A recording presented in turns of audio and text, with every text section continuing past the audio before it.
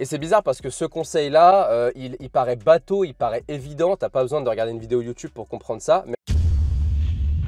Là, je suis posé dans ma voiture, tranquille, avec mon toutou derrière, et ce côté good vibes tranquille m'a donné envie de te raconter mon rituel que j'ai avant les entretiens, ou que j'avais, puisque maintenant j'en passe plus des masses, mais que j'ai eu pendant très longtemps. J'ai passé plus de 50 entretiens dans ma vie, donc ça commence à faire, et j'avais un petit rituel, je pense, qui m'a beaucoup aidé par rapport au feeling, par rapport au fait de ne pas stresser, par rapport au bien-être.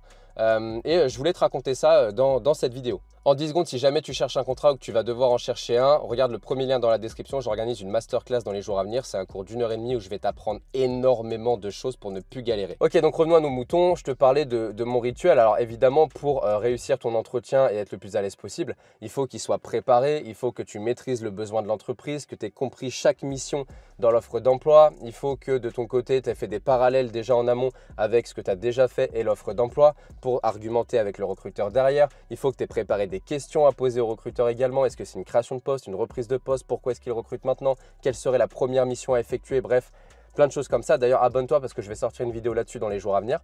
Et donc ça, c'est la première étape. Une fois que ton entretien est prêt, même avec ça, tu peux énormément stresser. Et moi, ce que je faisais, alors je ne suis pas un stressé de la vie de base, hein, je suis plutôt très cool. Mais c'est vrai que je faisais un rituel, mais enfin, je ne m'en rendais même pas compte en fait, mais je le faisais.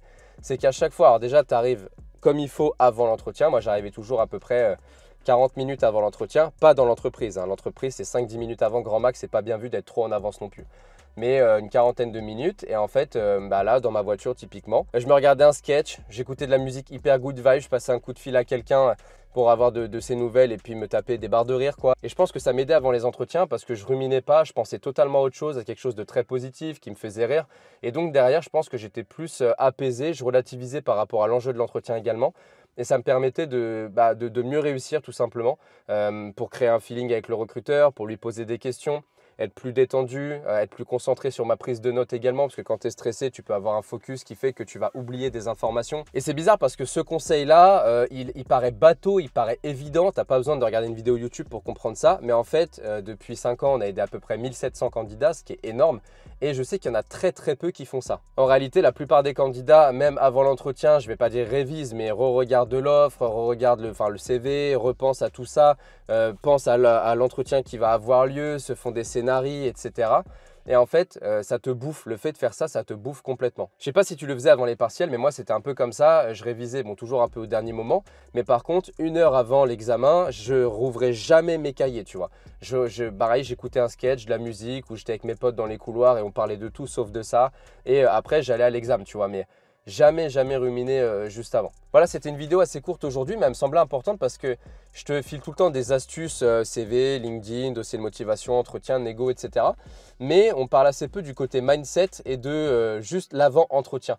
On n'en parle quasiment jamais sur la chaîne et donc je me suis dit que c'était une occasion de le faire là. Donc voilà, dis-moi si tu as apprécié ce contenu un peu plus chill, un peu plus détente, juste avec mon ressenti à moi. N'hésite pas à commenter cette vidéo. Pense à t'abonner également encore une fois, à rejoindre la masterclass, premier lien en description, hyper important. Et en attendant, cherche ton humoriste préféré, cherche ton chanteur préféré, mets-toi full good vibes et tu vas voir que tes prochains entretiens vont très bien se passer. Ciao.